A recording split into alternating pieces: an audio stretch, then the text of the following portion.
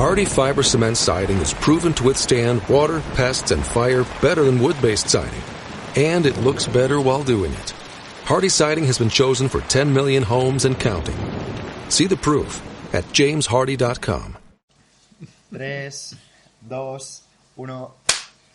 Muy buenas a todos, esto es Emotion Me, soy Pedro Ibar y hoy tengo el placer de estar acompañado con un gran amigo, Jorge Reyes. Muchos le conoceréis si sobre todo estáis metidos en el mundo de las leyes, si estáis en el mundo de la abogacía, en el mundo del derecho. Pero para que no, digamos que Jorge es asesor jurídico y formador, conferenciante, marketing y nuevas tecnologías. Es una persona que desde hace muchos años lleva dando conferencias de muchos tipos. Y bueno, pues para mí contar hoy con su experiencia y desarrollar temas que muy pocas personas lo pueden hacer con la proactividad y la diligencia que lo puede hacer él, pues es una oportunidad gigante. Así que nada, muchísimas gracias por estar aquí. Gracias a ti, Pedro. Un honor estar aquí en Emotion Me. Bueno, pero me gustaría, Jorge, que para todas aquellas personas que a lo mejor no te siguen todavía por redes, porque tú eres una persona que, digamos, con el tema de las redes sociales no te mueves mucho, que estás empezando porque te mueves de una manera más menos virtual, sino más real. Sí. ¿Cómo te presentarías? ¿Cómo presentamos a Jorge? Bueno, realmente me gusta decir que soy difícil de definir porque hago muchas cosas. Entonces, sí que es verdad, ¿no? Hemos hablado de que al final me dedico a la asesoría jurídica dentro del ámbito tecnológico, pero trabajo con emprendedores. Entonces, muchas veces, por la parte que me toca, esa parte de asesoría está centrada en una agencia de marketing, donde hacemos planes de comunicación y donde trabajamos para el cliente. Entonces, es un poco como trabajar desde la sombra, ¿no? Ves los perfiles de cualquiera de nosotros, tenemos más o menor presencia online, pero realmente a nosotros lo que nos importa es el cliente. Entonces, cuando queremos comunicar algo, llega. De hecho, os invito a que sigáis a Jorge en redes sociales, lo vamos a dejar en la descripción para que flipéis de todo lo que os pueda aportar. Además que hay un dicho que suele acompañar mucho a este tipo de personas, que cuando quieres algo, pídeselo a alguien ocupado. Y bueno, la verdad que Jorge es de las personas más diligentes que me he encontrado por el camino. Muchas gracias, Pedro. Jorge, tengo un montón de preguntas, Ajá. Así que directamente me encantaría ir al grano con ellas, sí. Porque no sé si nos va a dar tiempo a hacer esto en un solo podcast. Y es, digamos que eres licenciado en Derecho, pero me gustaría que hablaras un poquito qué es esto de ser un abogado, ¿cómo va eso? Bueno, realmente la palabra abogado etimológicamente no es el que está llamado a auxiliar a otro, ¿no? Y realmente, aunque tiene ese origen tan bonito, hay mucha gente que ha estudiado Derecho y que dice ser abogado cuando realmente no lo es, ¿no? Desde el punto de vista deontológico, en los colegios de abogados que hay en España, tú no te puedes hacer llamar abogado simplemente por haber estudiado Derecho. Esto es algo que ahora poquito a poco, ¿no? Desde la reforma que hubo hace un par de años, más estudiantes de Derecho son conscientes de ello, y que tienen que pasar por ese proceso en el que tú estudias esos 4 años del grado en Derecho, tras los cuales te puedes hacer llamar jurista, pero no abogado. Después, si quieres hacerte llamar abogado, tienes que hacer el máster de acceso a la abogacía, en el cual, superando ese máster y superando un examen de Estado, donde hemos tomado el modelo parecido al del Bar Association americano, puedes conseguir el título de abogado, estar titulado como abogado. Es mi situación. ¿Qué ocurre en ese momento? Tú puedes decidir si colegiarte en un colegio en España o no hacerlo. Si no estás colegiado, no te puedes hacer llamar abogado, pero no solo eso, tienes que estar colegiado y de ejerciente, con despacho profesional. Muy poca gente tiene eso. Entonces, encontrarás mucha gente que ha estudiado Derecho o que pertenece al mundo académico y se hacen llamar abogados. Algunos lo hacen simplemente por evitar toda esta explicación del por qué, y algunos lo hacen simplemente pues porque queda mejor y se entiende, ¿no? Yo te digo que soy jurista y dices, bueno, un poco más raro, ¿no? Si no estás en contacto con ello. Y desde el punto de vista de las asesorías, cuando eres consultor, simplemente, ¿no? Abraham Lincoln no era abogado, pero era leguleyo, ¿no? Conocedor de las leyes. Pues un poco estamos en esa situación muchos de los que nos dedicamos al derecho. Abogados de verdad son los que van a tribunales, los contenciosos, los que se ponen la toga y están ahí abogando, ¿no? Por los demás. Básicamente el abogado lo que hace es tenemos una formación muy compleja desde el punto de vista tanto de la oratoria, de la retórica, conocimiento de sistemas a nivel nacional, local e internacional. Y nosotros lo que facilitamos es esas habilidades de comunicación para poder decir lo que el cliente quiere comunicar y que ese receptor del mensaje pueda recibirlo de la forma más proactiva posible, ¿no? Se suele decir que cuando tú estás llevando algún asunto, no solo tienes que tener razón y exponerlo de la manera correcta, sino que te la quieran dar. Pues si puedes cubrir las dos primeras de la mejor forma posible, pues entra ahí el abogado con esas habilidades comunicativas. Jorge, entonces realmente no hay tantos abogados como pueda parecer, ¿no? Porque si cada año se matriculan, porque decirlo de alguna manera, 600 personas o 1.000 personas en las universidades de España estudiando Derecho, totalmente. De ahí que puedan acabar en abogados, que sea un porcentaje. Muy poquitos. Ahí hay dos barreras. Cuando cambiaron la ley, realmente, mira, yo cuando me estaba sacando ese título de abogado que estaba comentando, habían hecho un periodo, aprobaron la ley, hicieron un periodo de vacatio legis, que es el periodo hasta el cual la ley se va a aprobar y va a tener ya efectos definitivos. En España había cantidad de gente. Yo soy graduado en Derecho, ¿no? La generación anterior era licenciado en Derecho. Había miles de licenciados en Derecho que no eran abogados. Siempre habían dicho que eran abogados, deontológicamente estaba mal visto, pero no había consecuencias salvo que ejercieras la profesión por el tema del intrusismo. Pero en el momento en el que se dijo, va a cambiar la ley y vais a tener que hacer un máster de acceso y un examen de estado si queréis ser abogados, os damos un periodo de 2 años desde la aprobación de la ley para que vosotros, si queréis, os colegiéis pagando la cuota. Miles de personas, o sea, al año no conozco la cifra exacta, pero imagínate que había como unas 100 inscripciones al año. Ese año hubo como unas 2.000, o sea, fue una locura. Todo el mundo dijo, va, por si acaso lo voy a hacer. La mayoría de la gente se colegió como no ejerciente, en cuyo caso tampoco se podían hacer llamar abogados, pero ya estaban ahí un poco cogidos por ese colegio profesional, que en definitiva muchos de los que nos dedicamos a la asesoría es como, bueno, es que mi asesoría es más de consultoría tecnológica. Realmente yo no llevo pleitos ni voy a tribunales.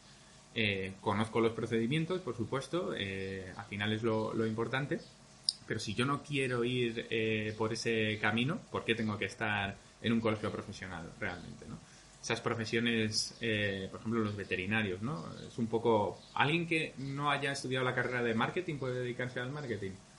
Pues en el caso del derecho, como es una cuestión de orden público puramente, o sea, no cualquiera puede defender los intereses jurídicos de otra persona, pues obviamente está esa colegiación, como pasa con los médicos, como pasa con los farmacéuticos, porque tiene que haber esas reglas, ¿no? Un poco del juego y dar seguridad tanto al profesional como a las personas. Muy importante, pero tener en cuenta eso, que abogados hay realmente no tantos como pudiera parecer. Muy interesante. Me gustaría, Jorge, que hablaras, y esto ya es un poco comprometido, sí. Si los abogados son tan necesarios como creemos, ¿no? Para que funcione todo bien. Cuando dices eso, siempre recuerdo una anécdota de cuando yo era pequeño, estaba en primaria. Yo ya tenía claro que quería ser abogado en aquel entonces. Luego tuve ahí mi crisis de quiero ser psicólogo también, me encantan las bellas artes, la traducción, estudié japonés también y quiero dedicarme a lenguas asiáticas. Pero en una clase nos dijeron, imaginaos, con vuestra profesión, que estáis en una barca y que no cabéis todos y que hay que eliminar a alguno de vosotros. Tenéis que pensar cuál es la profesión más útil, ¿no? Y yo digo, joder, pues el abogado, ¿no? El futbolista decía, yo quiero ser futbolista, es lo más importante porque vamos a entretener a la gente, ¿no? Y animarla. Y yo decía, es que un abogado, o sea, tenemos ingenieros, tenemos científicos, sí, pero nos hace falta un ingeniero de lo social, ¿sabes? Un ingeniero que organice cómo todo se tiene que regular en la sociedad. Y para mí eso es ser abogado y son muy, muy importantes.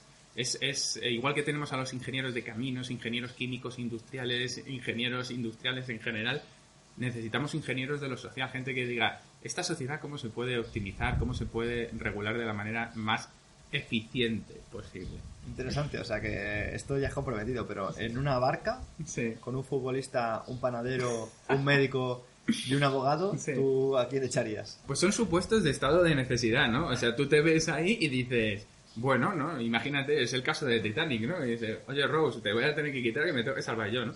Pero yo porque soy muy personal, Esto habría que verse en las circunstancias para dar la respuesta, ¿no? Pero muchas veces es como de, bueno, quiero estar en una isla donde solo haya futbolistas y panaderos. Pues a lo mejor digo, bueno, no sé, me tiro de la barca y dejamos que el resto viva y ya está, porque es una situación comprometida. Buena respuesta. Sí. ¿Qué tipos de abogados hay? ¿Cómo va esto? Porque creo Sí. que hay bastantes tipos, Sí. ¿no? Pasa como la medicina. Pues mira, yo como tengo dejes de opositor todavía, estuve opositando 2 años a la abogacía del Estado, los tipos de abogados te los voy a resumir un poco por cómo se estructura un programa de oposiciones, ¿no? Comienzas con la parte civil, ¿no? Los abogados, empiezas a estudiar el civil, pues hay abogados que se dedican al civil. Dentro del civil tienes incluso pues todo lo que conocemos más de nuestro día a día. Si tú tienes un conflicto en tu día a día, es muy probable que sea un conflicto civil, con personas, ¿no? Relacionado a lo mejor con el derecho de familia. Pues a lo mejor un testamento, o puede ser algún tema más relacionado con alguna responsabilidad. Has tenido un tipo de accidente con alguien, ¿no? Ahí está el artículo de la responsabilidad aquiliana, ¿no? Que lo que dice es el que por acción o omisión causar un daño a otro interviniendo culpa o negligencia estará obligado a reparar el daño causado. Eso es puramente civil. En este sentido, luego podemos pasar a la parte hipotecaria, ¿no? Pues cuando tú estás haciendo un préstamo hipotecario con tu banco, ¿no? Por ejemplo, en el caso de las hipotecas, la gente muchas veces piensa es el banco me da la hipoteca. No, la hipoteca la das tú. Es una garantía real donde tú coges un bien tuyo y le dices, oye, mi deuda te la garantizo con esto, eres tú quien da esa hipoteca. Ahí interviene un notario, tal, pues tendríamos esa parte más de registral, más orientada a la parte notarial.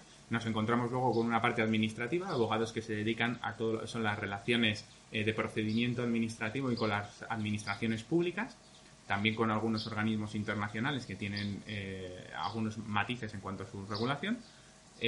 Luego también tenemos abogados que se dedican al tema más procesal, ¿no? Es decir, en un despacho de abogados, digamos que tienes los abogados de mesa y los abogados de proceso, ¿no? Los que van hay abogados que trabajan en todo lo que es el contenido, esa formación, esa gente que brilla más por su habilidad para encontrar las soluciones creativas, y luego los que son más dados al público, que son ya los departamentos de procesal, que son los que acuden a tribunales. Tenemos abogados también que se dedican a temas laborales, pues a lo mejor te han despedido o tienes unas condiciones leoninas, tienes algún problema con tu convenio o en general todo lo que sea algún conflicto más del ámbito laboral.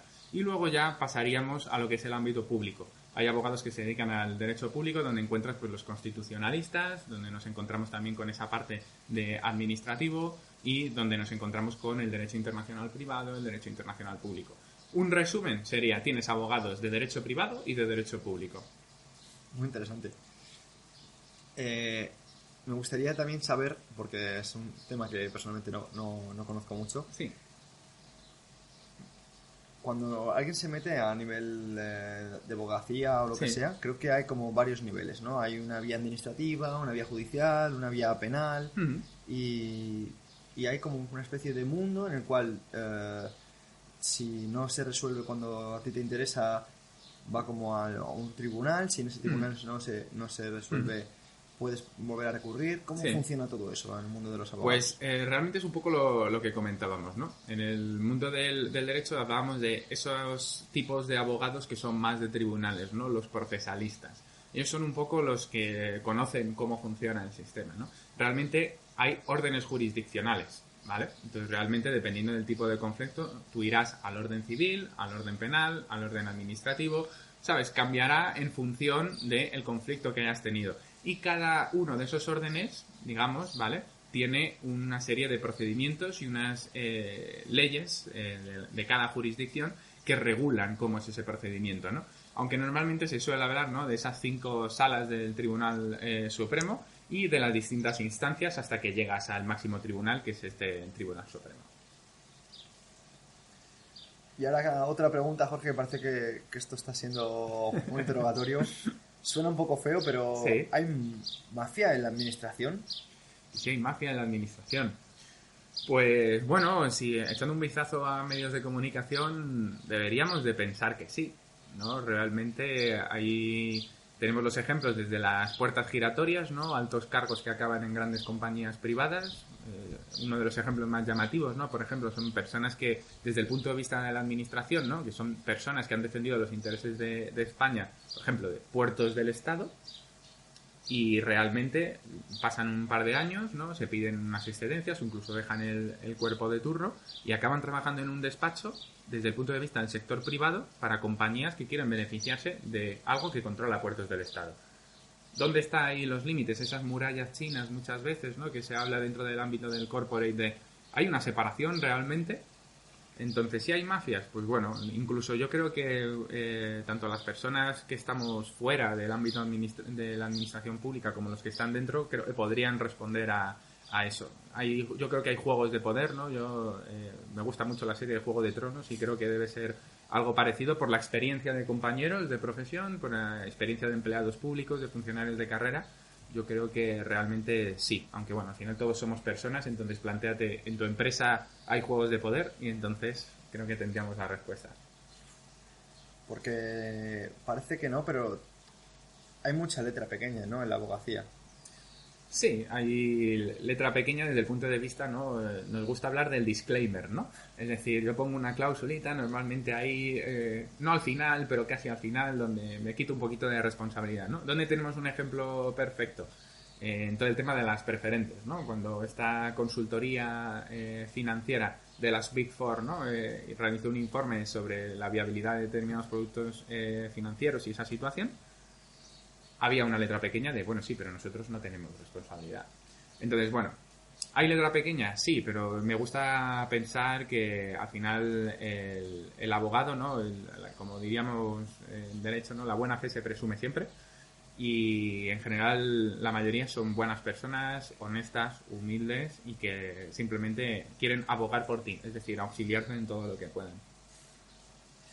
Bueno, vamos a dejar un punto y aparte, vamos a dejar la parte de la abogacía. Ajá. Porque eres una persona que aprovechas el día desde hace muchísimo tiempo, desde muy temprano.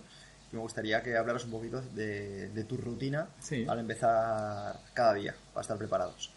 Pues yo, el tema de la rutina, no pienso que haya una única rutina. Yo creo que tampoco hay un concepto unívoco sobre lo que es cómo organizarte el día o cómo ser productivo. Y yo estoy constantemente evolucionando ese programa de mis rutinas. Aunque si tuviera que resumirlo, yo empiezo cada día muy pronto, tenía aproximadamente unos... Bueno, cuando estuve con las oposiciones empecé a levantarme a las 4 de la mañana, que fue como el nivel experto, ¿no? De decir, lo necesitaba por circunstancias personales, a nivel familiar, y también pues para preparar esos temas de oposiciones. Antes de eso yo había estado levantándome a las 5. Y desde los 15 años. Y sigo haciendo eso. ¿Cómo empiezo yo una rutina? Lo primero que hago es que me despierto yo solo. Normalmente ya no me hace falta el despertador. Hay veces que cuando has trasnochado pues por algún trabajo o algún viaje sí que al menos yo lo uso. Y empiezo haciendo la cama. Es lo primero, ¿no? Esas pequeñas conquistas que dices, bueno, puede pasar cualquier mierda a lo largo del día que la cama está hecha, ¿no? Es una cosa que recomendaban, creo que era un coronel, ¿no? de Estados Unidos, seguro que puedes corregirme. ¿Y qué es lo segundo que hago? Meditar. Lo que hago es meditar. Dependiendo un poco de lo que haya sido la vorágine de esa semana, hago meditaciones que pueden ser hasta de 1 hora, aunque no es lo habitual. Normalmente medito unos 15-20 minutos. Después de eso lo que hago es básicamente leer. Antes leía por temáticas, es decir, me interesaba un tema de química, me compraba un libro de química, me interesaba un tema de geografía, me compraba un libro de geografía.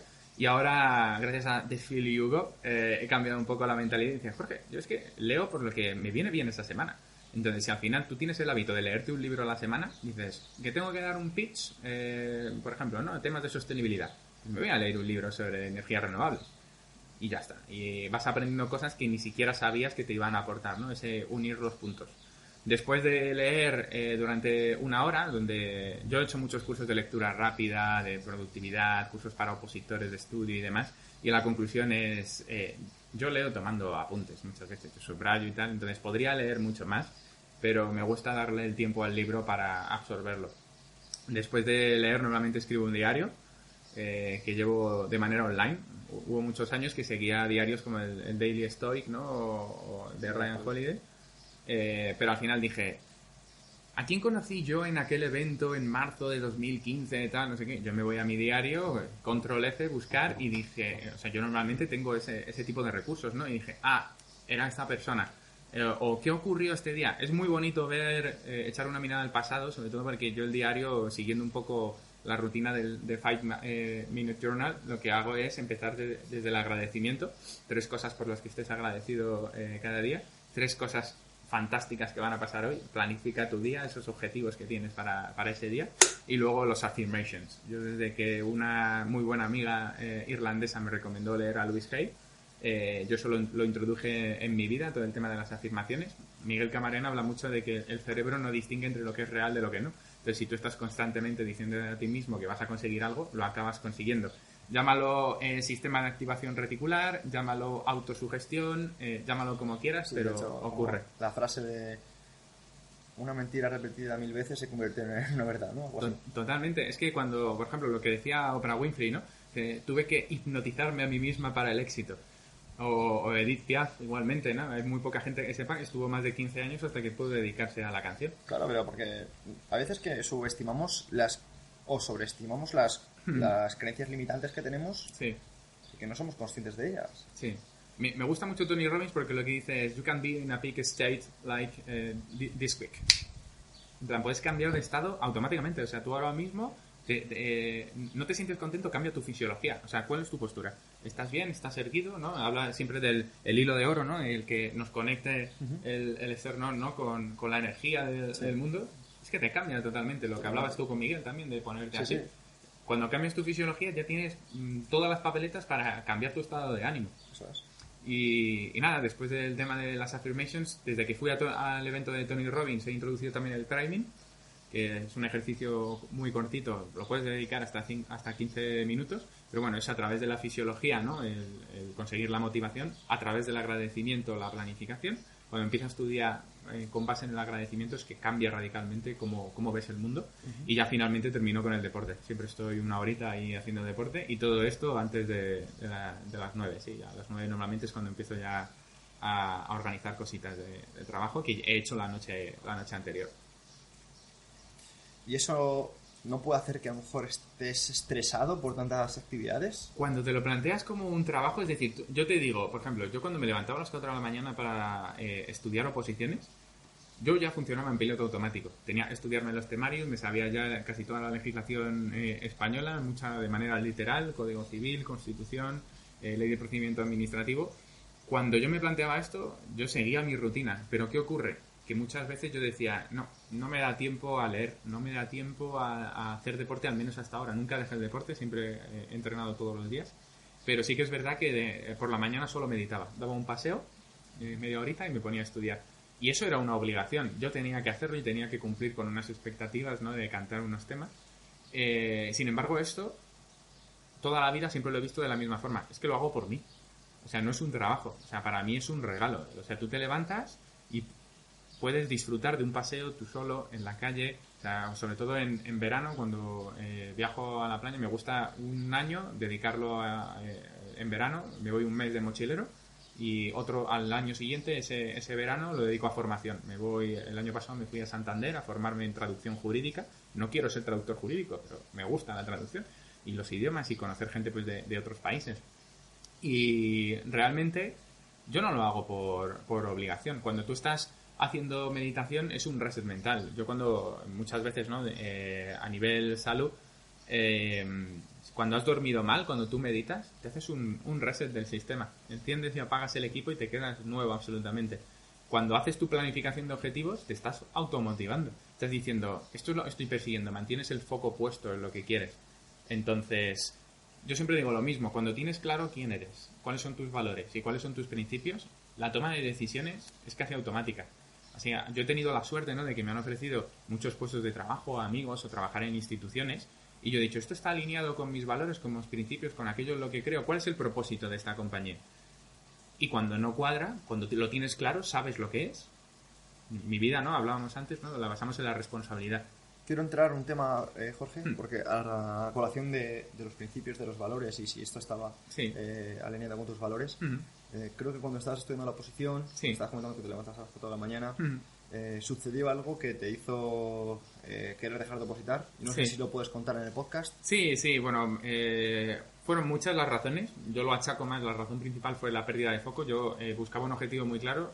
Yo ahora mismo estoy haciendo el doctorado basando en cómo blockchain, nuevas tecnologías, ¿no?, se pueden aplicar al desarrollo sostenible, es decir, al impacto social, el tener un impacto en el mundo y dejarlo mejor de lo que estaba. Y yo siempre he ido con esa vocación de tercer sector. De hecho, quería ser abogado medioambientalista y dije, yo creo desde los problemas hay que cambiarlos desde dentro.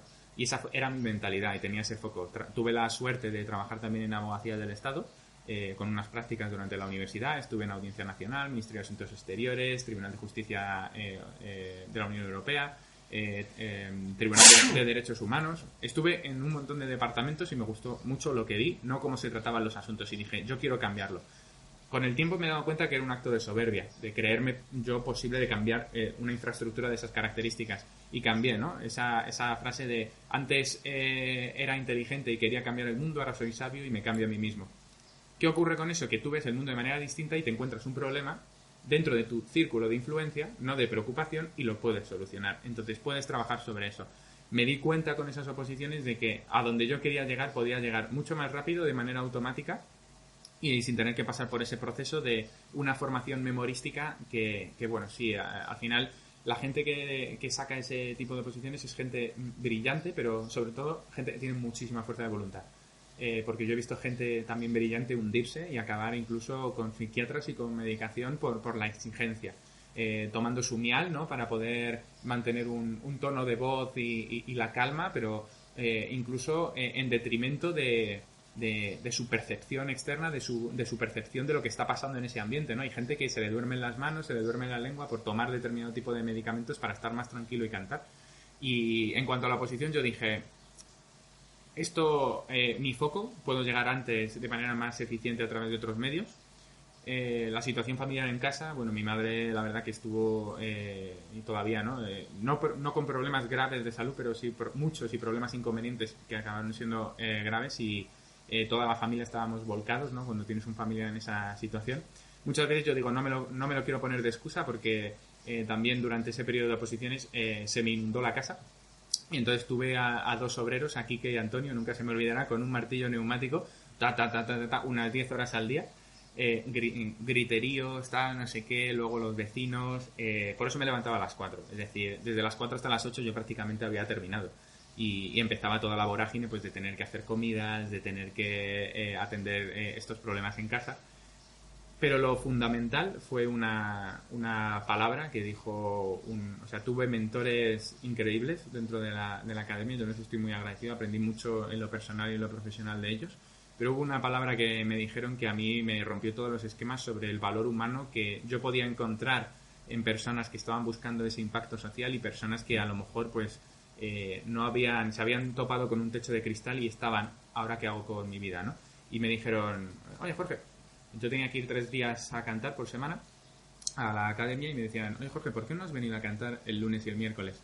Y dije, pues mira, el lunes tuve que ir al hospital, el miércoles he vuelto a estar ahí, realmente, estaba mi madre ingresada, y no podía, tuve que ir a la seguridad social, etcétera, ¿no?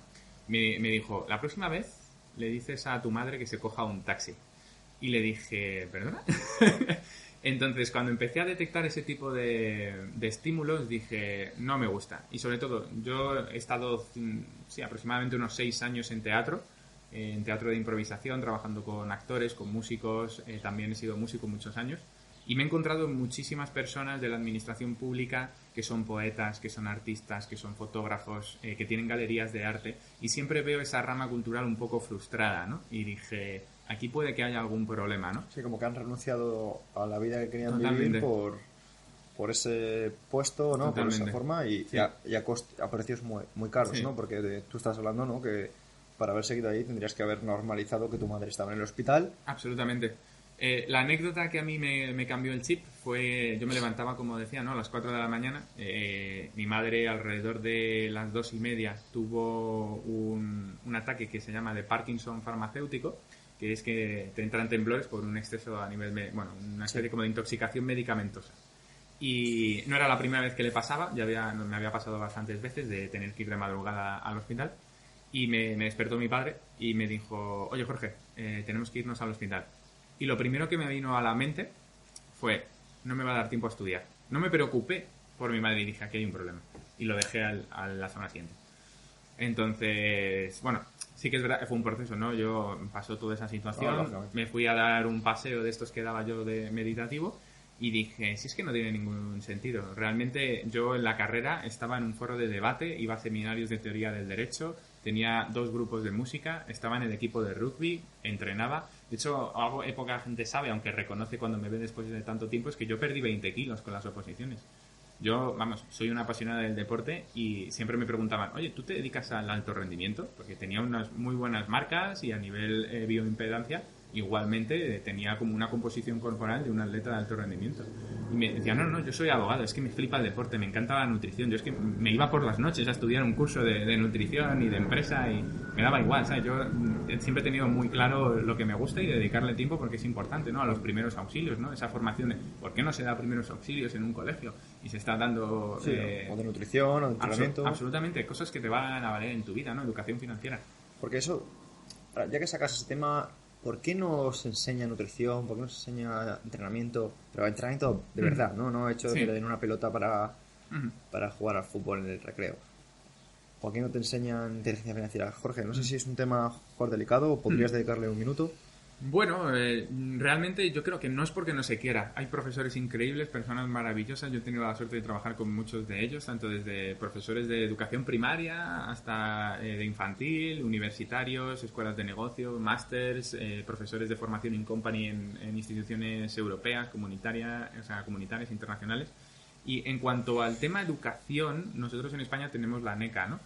Entonces, están muy constreñidos. Yo he conocido muchas personas, ¿no? Cuando están preparando sus oposiciones de magisterio y dicen, joder, yo quiero dar clase de esto, pero es que muchas veces no puedes. Tienes un programa, entonces dentro de ese programa, aunque tú tienes cierta flexibilidad, pues no puedes trabajar todas las cosas que tú querrías. ¿Dónde he visto yo un ejemplo muy bonito? Las personas que se dedican a la formación de personas mayores de 25. ¿Por qué? Porque tienen mucha más flexibilidad. Entonces yo he visto hasta personas que dan clases de Reiki, de nutrición, les forman... Y dicen, oye, mira, deberías de ver este vídeo de formación online y tal. Entonces, ¿por qué no se hace? En cuanto al tema nutricional, pues yo al final también tengo la parte un poco de marketer, ¿no? De trabajar en marketing. Y yo he visto casos de empresas muy conocidas que decían, bueno, tenemos una crisis reputacional de nuestro producto porque dicen que lleva aceite de palma, lleva mucho azúcar. Vamos a sacar otra marca, mucho peor, para denostarla. Para que, bueno, frente a lo malo, prefiero lo menos malo, ¿no? Sí, como recurso que utilizan a veces los políticos de decir, vamos a subir un 20% los impuestos. Y la gente pues, sale a la calle, dice, ¿cómo vas a subir un 20%? Y dice, bueno, no, solo un 5%. Sí. Y claro, la gente ya dice, vale, solo ha sido 5%. Pero claro, te han metido 5% de impuestos cuando no te iban a meter nada en un principio. Eso es. Yo lo relaciono mucho en mi periodo cuando también trabajé algún tiempo en despacho y tuve oportunidad de ver todo el tema del ecoetiquetado, todo el tema de la composición, no nutricional, sino a nivel de, pues, es como esa ingeniería alimentaria, ¿no? De cómo construyen, por ejemplo, esos paquetes de pavo, ¿vale? Los paquetitos de pavo envasados. Los famosos paquetes de pavo. Yo he dicho, ¿no? Que pesaba casi 100 kilos antes de... Estaba más fuerte que ahora, ¿no? Y realmente yo comía muchísimo. Una de las cosas que me he dicho es que yo hago ayuno desde los últimos 3 años, ayuno intermitente siempre. Y antes comía en aquella época, ¿no? Como unas 5 o 6 veces al día. Me ponía hasta arriba de esas cosas. Hasta que un día estaba, ¿no? trabajando y tenía que ver un tema de estos con un tema de una compañía y quería sacar un nuevo producto. Y veía reglamentación europea que, ¿no? Tú cuando te compras ese paquetito de pavo te dice un 60% es pavo y el otro, bueno, pues fécula de patata, no sé qué tal. Pero ese reglamento decía, dentro de ese 60% se puede meter barbaridades. No era comida. Entonces, al final dices, bueno, la gente tiene una falsa percepción de que el supermercado, ¿no? Es un sitio donde tú compras comida. No, es un negocio, al final van a márgenes, es decir, quieren beneficio. Y con los hospitales, pues muchas veces, ¿no? Yo esto lo vi también a través del movimiento este que generó Carlos Ríos con los hospitales, ¿no? ¿Por qué los hospitales no se da comida real? Pues es un tema de gasto, ojalá se pudiera, ¿no? Pero yo necesito alimentos no perecederos. Es como cuando tú vas a donar alimentos a algún sitio, ¿no? Esos alimentos, si tú donas unos plátanos, pues es que no van a llegar. Eso, si tienes 1000 pacientes en un hospital, preparar un plato de lentejas es mucho más costoso que darles un sándwich. Claro. Lo duro ahí es, vale, pero si es que si está demostrado que darles ese sándwich les puede causar algún tipo de problema, o sea, desde la nutrigenómica, ¿no?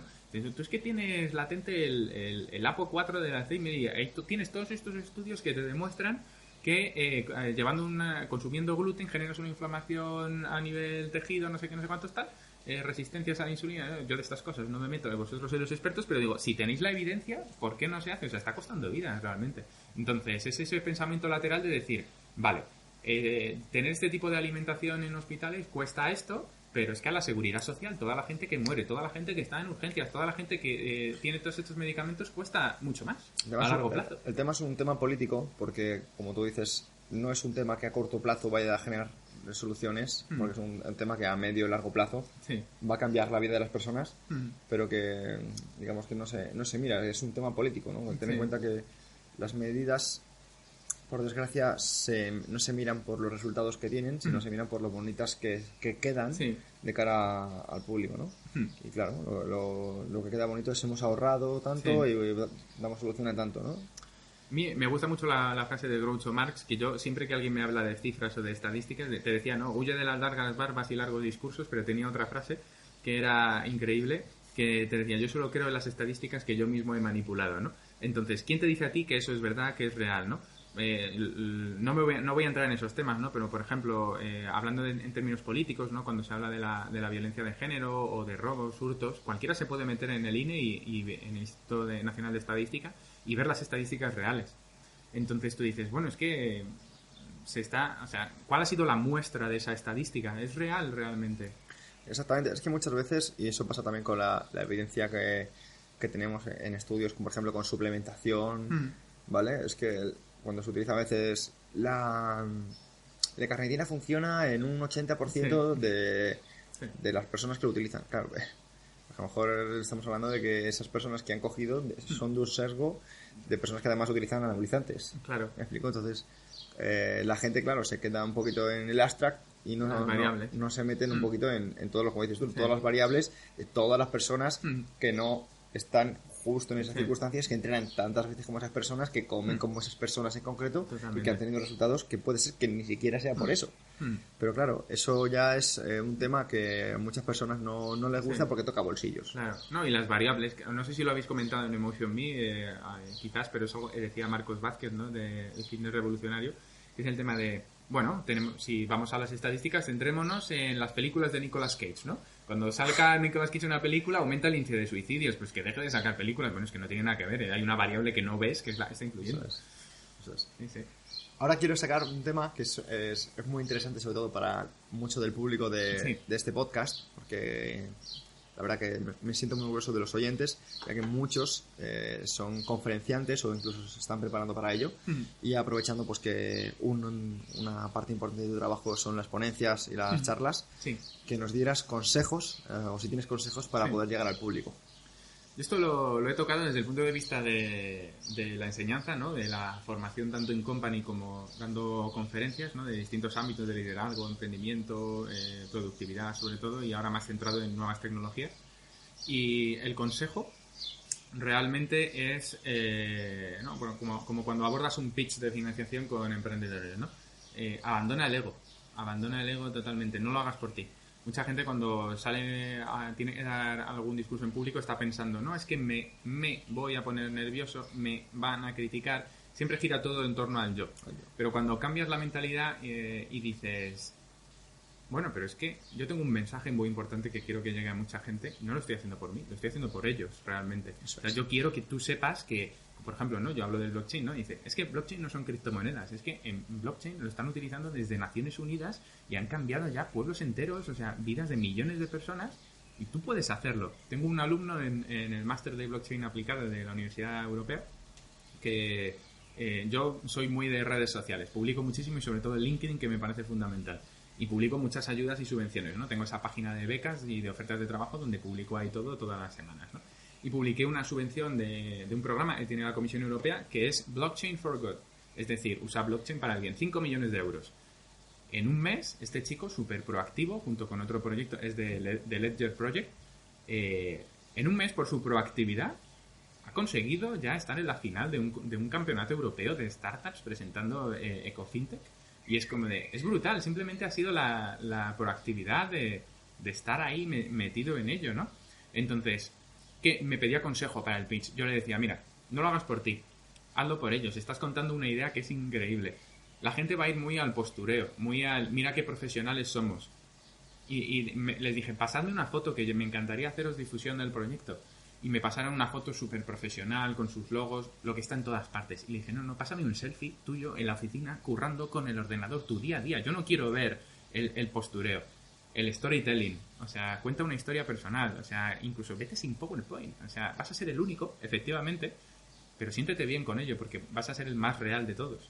Y luego, cosas, por ejemplo, como no solo el tema del ego, no solo el tema del storytelling, sino el be memorable, ¿no? Di algo que la gente no se va a acordar de lo que digas. La memoria, ¿no? Con esa curva del olvido de Ebbinghaus, se van a olvidar a los 10 minutos de lo que has contado. Pero se van a acordar si haces algo memorable. Entonces, cámbialo, ¿no? ¿Qué hizo Bill Gates en una charla TED, ¿no? Dice, tantos millones de personas mueren al año por la malaria. El mosquito de la malaria, nos empezó a hablar del mosquito de la malaria y tenía un tarro con mosquitos. Ahora están en esta sala. ¿Sabes? Eso no se te olvida. Yo no sé de qué me habló Bill Gates o qué ponía en las diapositivas, pero eso va a estar ahí. Entonces, ese tipo de cosas, ¿no? El ser memorable. Y luego ya a más temas de speech o de retórica, pues tener una estructura que no supere esos 3 mensajes, ¿no? Un poco seguir el discurso más desde el nivel de, oye, no seas monótono, ¿no?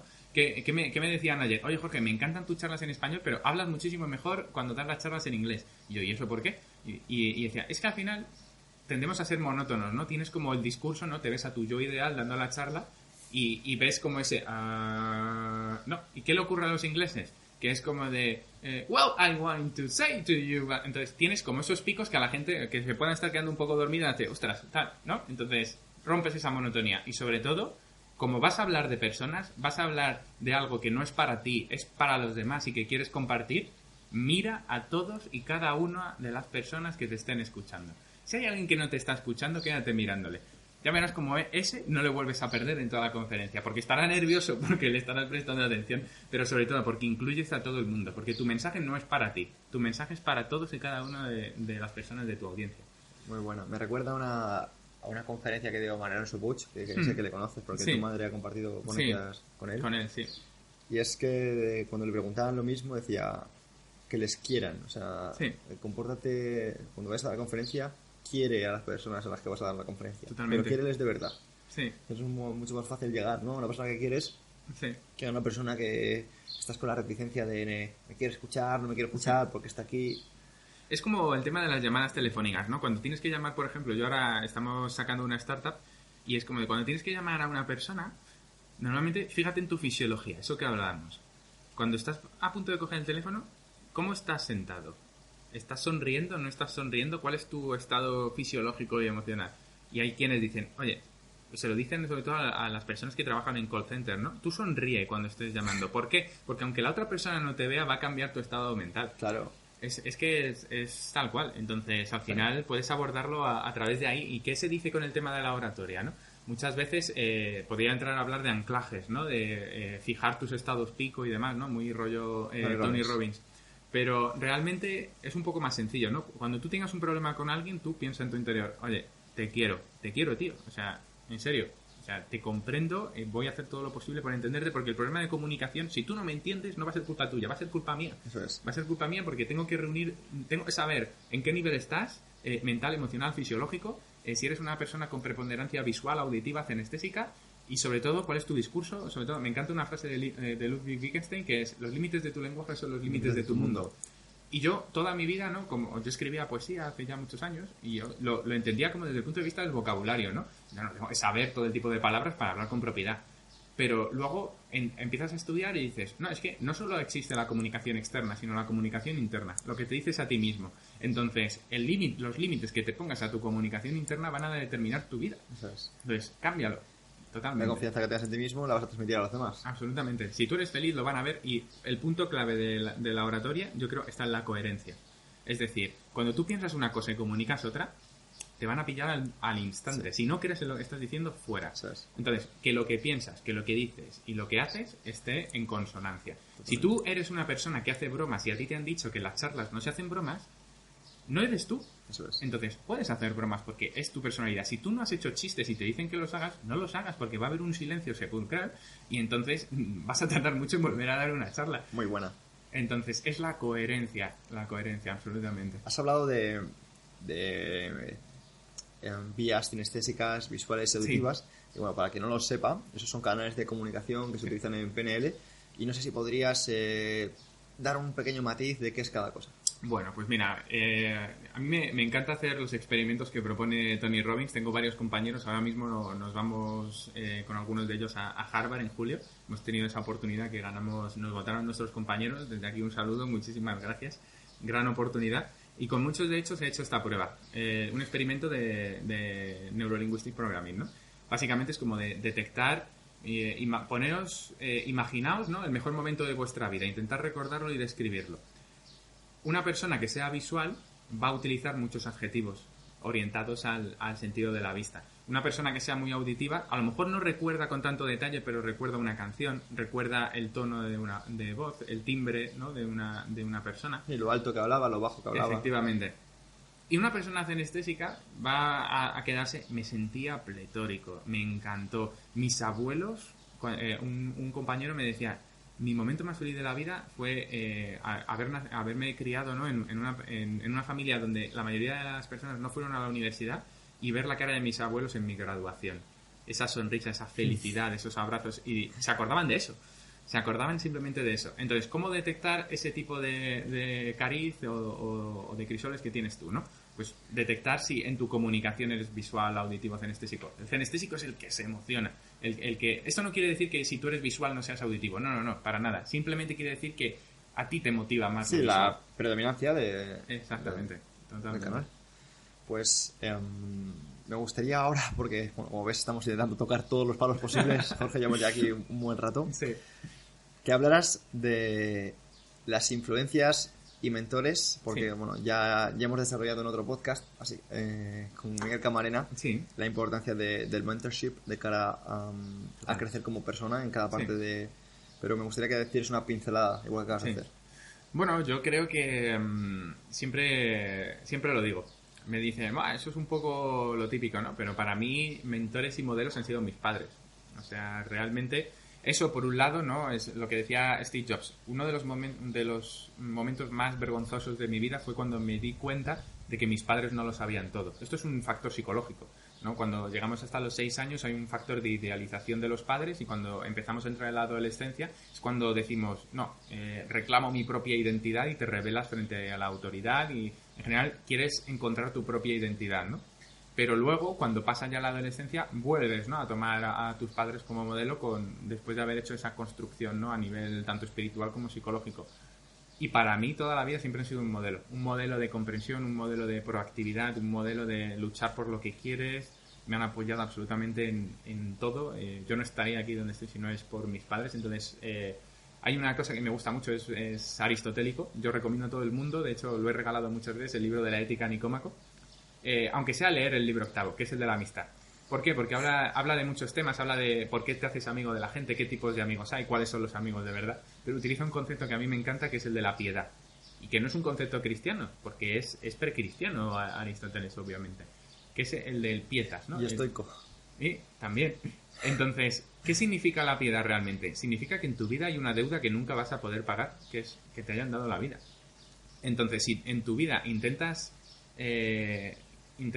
agradar o intentar hacer cosas por intentar saldar esa deuda, nunca lo vas a conseguir.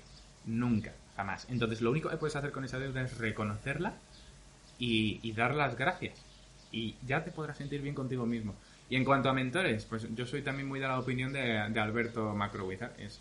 yo pienso, lo comentamos con Miguel, ¿no? Que en la sociedad faltan mentores, ¿no? Es que no hay gente que digas...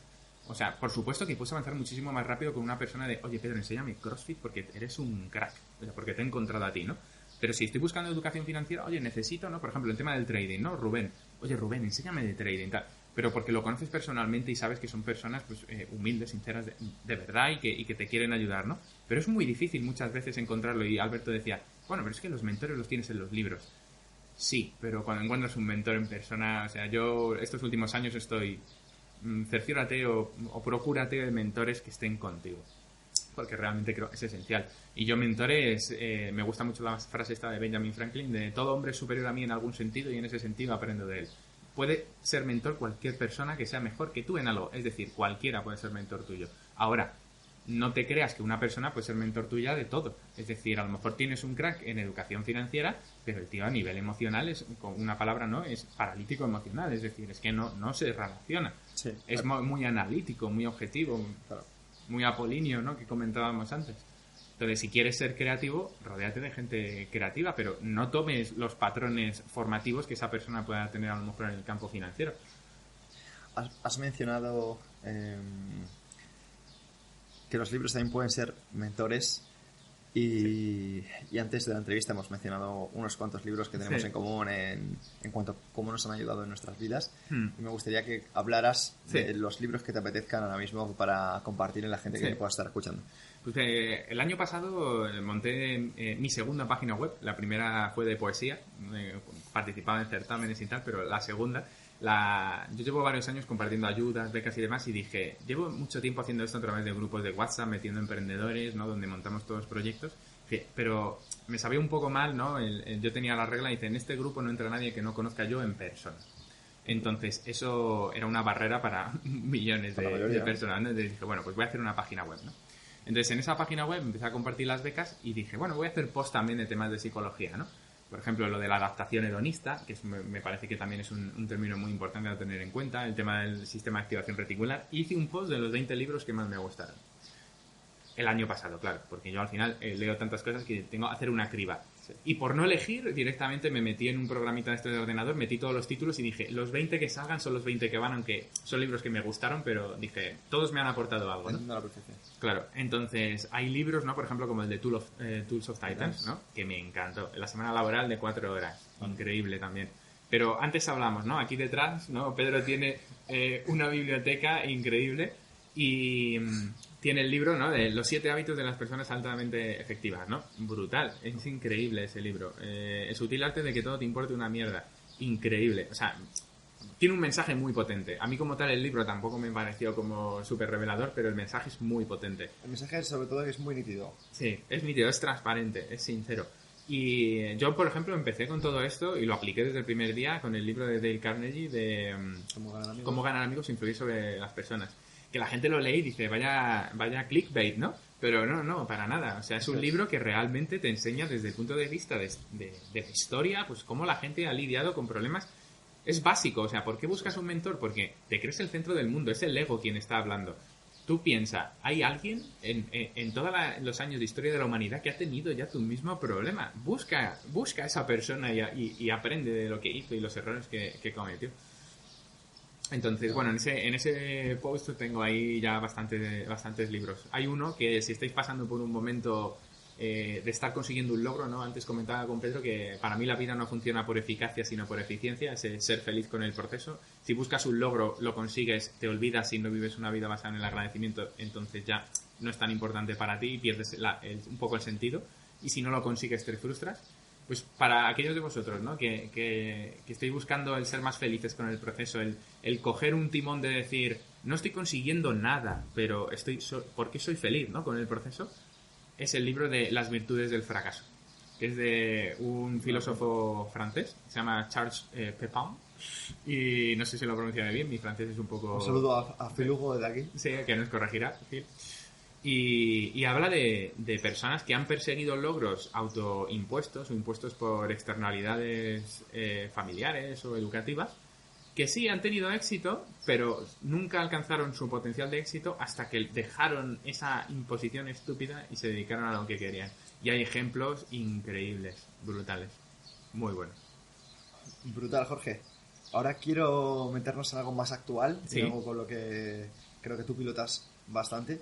Y es que hablarás sobre qué opinas de las nuevas tendencias de las redes sociales, Sí. si hay mucho postureo, hay gente que está utilizando esto Sí. en plan de una manera no muy honesta No, para honesta. hacer dinero. Yo lo voy a llevar a mi terreno un poco, que es el de las nuevas tecnologías y más concretamente el de blockchain, ¿no? El que no sepa qué es blockchain es la tecnología que dio base a la criptomoneda más famosa del mundo, ¿no? A Bitcoin. Entonces yo cuando me metí en todo esto, lo primero que empecé a ver, ¿no? Por redes sociales era que yo me metía... Yo no tenía Instagram hasta casi finales de las oposiciones aproximadamente. Y lo que vi en aquel momento era que la gente... había personas con doctorados incluso haciendo alusión a oye, te puedes hacer rico con Bitcoin, te enseño cómo, vente a mis formaciones, tal. Y nunca se me olvidará que de hecho es una cosa que comparto con muchos amigos emprendedores del grupo de emprendimiento. Fuimos a una charla que era el ejemplo gráfico del vendehumos. Es que tenía esta máquina de humo, o sea, era una puta locura.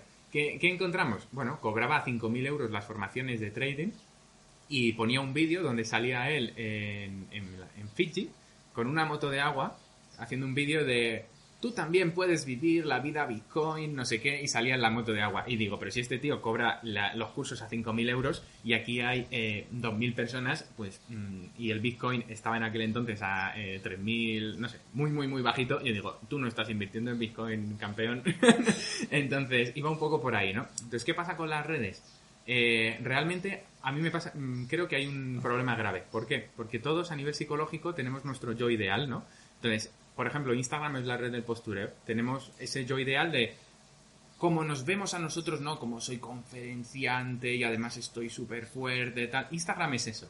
¿Qué está ocurriendo desde el punto de vista psicológico? Que si tú subes tu mejor versión a Instagram y a la gente no le gusta, tú eres mucho peor que lo que has subido. Entonces la gente que entonces si no le gusta tu mejor versión, tú no les gustas nada, ¿no? Joder, entonces es un plan, joder, solo me han dado 10 likes, no sé qué, tal, me voy a morir, no valgo para nada, ¿no? Pues me parece que simplemente es una herramienta. Ya, cuando la gente me dice, Jorge, ¿por qué subes tonterías, tal? Yo siempre sigo el filtro aristotélico de la información. ¿Que cuál es? Si no es bueno, útil ni verídico, ¿para qué compartirlo? Intento hacer eso, digo, ¿lo que voy a compartir va a servir para algo? Sí, no. Bueno, pues si no sirve, entonces no lo comparto. Pero que un día me estoy tomando aquí un café contigo, un noco, y quiero compartirlo, pues lo comparto, porque me apetece compartir con mi comunidad, me lo estoy pasando aquí pipa en Emotion Me, y ya está, y no es publicidad, no es un ad, no es nada. Exacto, tío. El problema, macho, es que se está desvirtuando Sí. lo que tú dices, ¿no? El compartir lo útil, compartir lo bueno, compartir lo que ayuda o lo que te ha ayudado. Porque hay tantas personas que están haciendo negocio con humo. Totalmente. Que genera desconfianza. Es triste. Y a la hora del filtrado, macho, yo veo que hay personas, tío, que claro, tienen que estar súper decepcionadas. Porque hay personas que han vendido mucho humo, tío. O sea, es que tú lo habrás visto, ¿no? O al menos lo he visto yo en el mundo del fitness. Como hay personas que han hecho negocio, macho, de cosas que realmente son básicas. Es como si yo te digo que es muy importante saber tomar el agua. Sí. ¿Me explico? Porque si no tomas el agua correctamente, puedes tener problemas físicos. Y coño, sí, pero a mí cobrar un curso para enseñar a la gente a tomar el agua, tío, me parece ya rayar lo absurdo. Pero bueno, ya es otro tema que no viene a colación con el podcast, pero sí que... Yo tengo el ejemplo de una persona que era de formación periodista y que daba clase a unos 300 personas de ingeniería. Y uno de los alumnos, él dio unas clases de un montón de temas de nuevas tecnologías. Y hubo alguien que tuvo el valor de decir, usted, si no es ni ingeniero ni se dedica a las nuevas tecnologías, usted ha estudiado periodismo, ¿por qué me está contando esto? O sea, yo he pagado este máster, este curso, no recuerdo qué era. ¿Y por qué tú? Dice, yo simplemente he cogido toda la información que hay disponible y que tu vaguería existencial no quiere juntar y te la pongo en un compendio y te la doy. A mí eso me parece lícito. Ahora, venderlo como que tú eres el titular de ese conocimiento o que eres el dueño de la verdad universal, es donde están cayendo muchos y donde pierden esa transparencia que yo creo que debería de caracterizar a cualquier persona que intente vender algo. O sea, básicamente es eso. Y yo, por ejemplo, en las redes sociales no tengo muchos seguidores, tampoco es que me inquiete, porque para mí lo importante son las personas. O sea, muchos de mis mejores amigos son de redes sociales.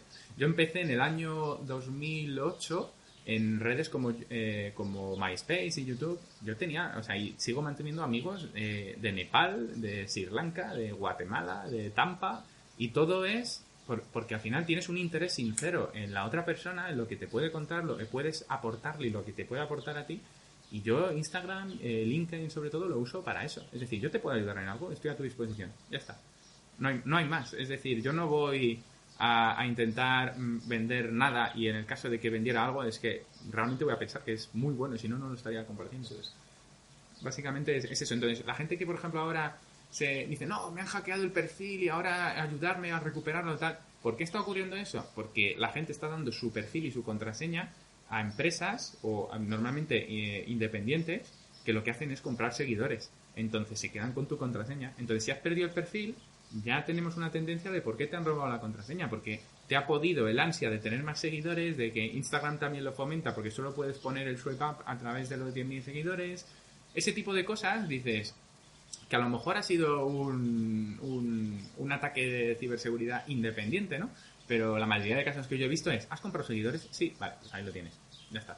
Y el tema de automatizaciones, que yo soy muy pro automatización de redes sociales. Yo intento dedicarle a las redes, lo puedes ver por mi iPhone, 2 horas a la semana, 4 como mucho, y lo tengo todo automatizado. LinkedIn, Instagram, Twitter, publico absolutamente en todas partes, pero le dedico un día. Lo que sí que dedico tiempo es stories, porque tienes esa parte que dice Phil, ¿no? De, joder, es que es la hostia esto de poder estar en contacto a nivel personal con cualquiera, ¿no? Pero los que están con el, te sigo para que me sigas y luego te dejo de seguir.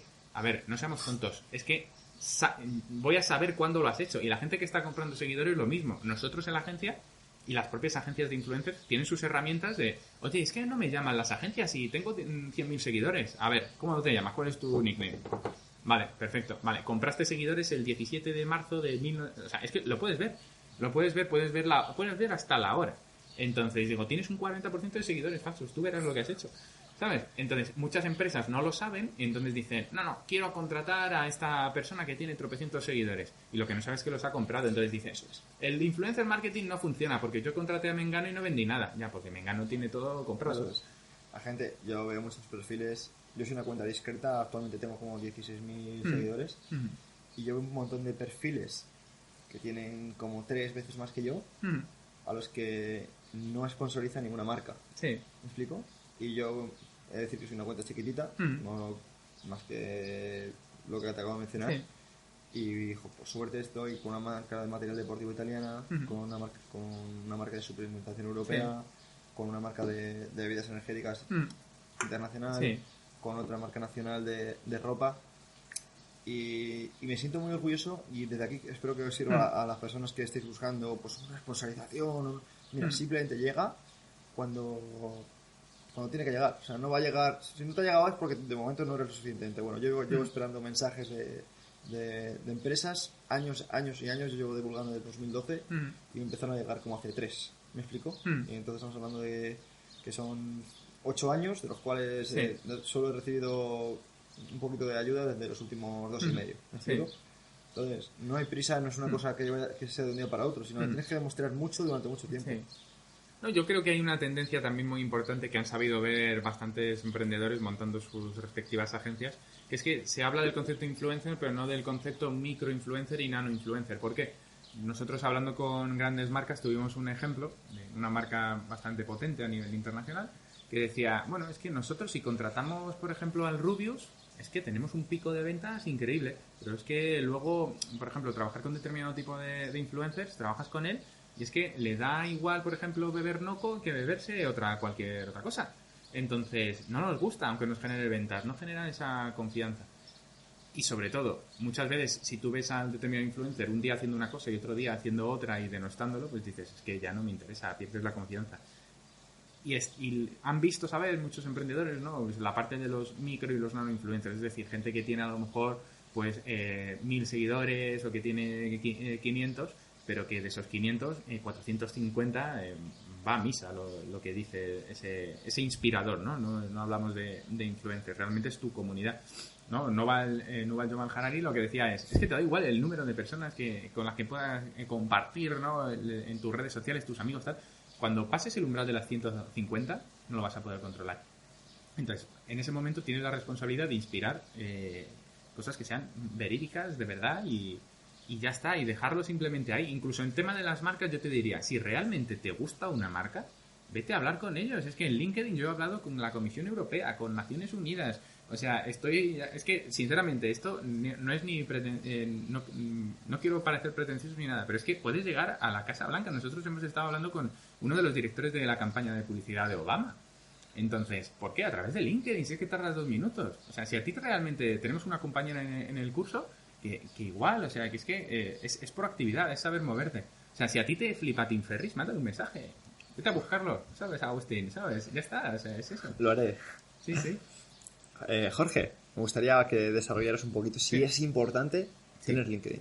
Sí, es importante, me parece fundamental. Y la verdad que estoy muy contento de muchas personas de las que estoy conociendo que están muy centradas en redes, en 100.000 seguidores en otras redes sociales, le hayan dado una oportunidad porque en apenas una semana han visto que llegan a casi el triple de personas que teniendo 100.000 en YouTube. Entonces, ¿por qué? Porque es a través de una buena comunicación y porque hay estrategias que nosotros damos en las formaciones que realmente cambian el paradigma a nivel profesional, ¿no? ¿Por qué? Porque Instagram es la red del postureo, Twitter la red de las conferencias, un poco YouTube la de los tutoriales y de la formación, ¿no? Y van saliendo otras cositas, ¿no? Como Musical.ly, que se convirtió en TikTok, ¿no? Que es un poco lo de los karaoke y esas cosas, ¿no? Pero es que LinkedIn, la gente lo veía al principio como un currículum, entonces no lo ve como hostil, no lo ve como postureo, entonces es como de, bueno, tiene un falso halo de profesional, ¿no? Que muchas veces es real, pero si es una red profesional y alguien me contacta, será porque, joder, le estás dando un poco como una palmadita en la espalda de, oye, te reconozco como profesional y además yo también soy profesional, puedo aportarte, me puedes aportar, podemos colaborar juntos, ¿no? Entonces, tiene cosas tan chulas, por ejemplo, como que puedes hacer directos, pero directos que es como Instagram, ¿no? Lo comunica a toda tu comunidad. Pero, ¿qué especialidades tiene? La gente que no se atreve todavía a lanzar un blog, LinkedIn te lo da de manera gratuita. Tienes la aplicación de Pulse, que tú escribes ahí tu blog, igual que si fuera un WordPress o si fuera un Squarespace o cualquier plataforma de este estilo, y se lo comunica a toda tu comunidad al teléfono con push notifications. Eso no pasa con tu blog, ¿sabes? Tu blog va al email marketing y ya está, pero LinkedIn, o sea, realmente no sé por qué la gente no está haciendo cosas ahí. Brutal. Jorge, quiero ser respetuoso con tu tiempo, así que tengo un par de preguntillas más. Sí. Y es que me gustaría que hablaras de si pudieras hacer que las personas entendieran un concepto, que las personas entendieran un mensaje, ¿con qué concepto, con qué mensaje te gustaría que se quedaran las personas? Sí. Yo me quedaría realmente con el concepto de si no sabes qué hacer en la vida, el único secreto, la única clave es disfrutarla. Pero céntrate en estudiar cómo hacerlo. Es un poco como de la clave, ¿no? De tu felicidad siempre va a ser esa perfección externa, estamos hablando, ¿no? El investiga todo lo que puedas por cómo saber sacar lo máximo de la vida. O sea, me gusta mucho el concepto de liderazgo visto como potencial, ¿no? Yo no veo ni la vida, ni las instituciones, ni la realidad, ni a las personas como lo que son, sino como el potencial de lo que pueden llegar a ser. Y es un trabajo muy fuerte de visualización, pero tienes que aprender a hacerlo.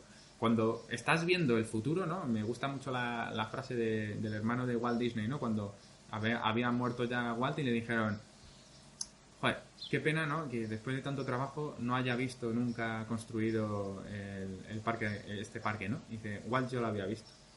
¿Sabes? Entonces, si tú estás viviendo tu vida, ¿no? Por eso los emprendedores de Silicon Valley hablan mucho del fake it till you make it, pero la gente lo malinterpreta. O sea, no finges como si lo hubieras conseguido para que la gente compre. No, no, no. O sea, realmente sabes que es posible, que tienes el poder de hacerlo. Entonces vives tu vida como si ya lo hubieras conseguido. Y lo acabas consiguiendo y te acabas poniendo otros retos. De hecho, es como la frase que decía Goethe, que yo antes decía Goethe, pero tú me corregiste, Sí. es Goethe, de tienes que verte como más de lo que eres y valorarte como menos de lo que vales, ¿no? O sea, tienes que ver más, tienes que ver tu máximo potencial, o sea, aprender a visualizarte. Sí. Es como lo de los reyes, ¿no? El tema, no mi apellido, sino el tema, sobre todo con emperadores romanos, creo que era. Era esa típica frase de, tanto si tienes éxito, o sea, dice, tanto en la guerra, tanto en el fracaso como en la victoria, memento mori, ¿no? Es decir, vas a morir. Simplemente sé consciente de eso, ¿no? Entonces, simplemente es cuando tú tienes un éxito, dices, ostras, soy un crack, ¿no? Y tienes esa subida de ego. Cuando tienes un fracaso, dices, ostras, no, te identificas tanto con el éxito como con el fracaso. Y tú no eres ni tus éxitos ni tus fracasos. O sea, cuando funcionas con los logros, no vas a llevar una vida feliz. Entonces, concéntrate en el proceso y vivirás feliz toda tu vida. Brutal. Para terminar, ¿qué consejo le darías al Jorge de 20 años? Wow, a Jorge de 20 años. ¿Dónde andaba yo por ahí, no? Pues eso, intentar ese mensaje que quiero comunicar muchas veces, ¿no? Decía Nietzsche, es mucho más fácil quitarle las cadenas a un amigo que quitártelas a ti mismo, ¿no? Pues sí.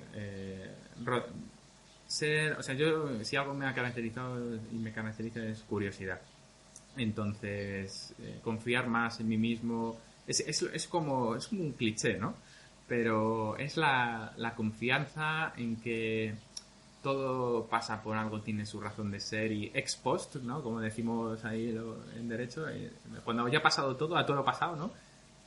Puedes ver por qué ocurrió cada cosa y los puntos se acaban uniendo. Entonces simplemente es eso, disfruta, confía, rodéate de todas las personas positivas que puedas, cuida mucho tu círculo de influencia ese de Jim Rohn, ¿no? Esas 5 personas, cuídalas mucho, cerciórate de que son personas que te están influyendo de la manera en la que tú quieres ser, y sobre todo lee más. Yo leo mucho, pero siempre tengo esa inquietud de decir, debería de estar leyendo más porque hay cantidad de cosas que nos falta por saber.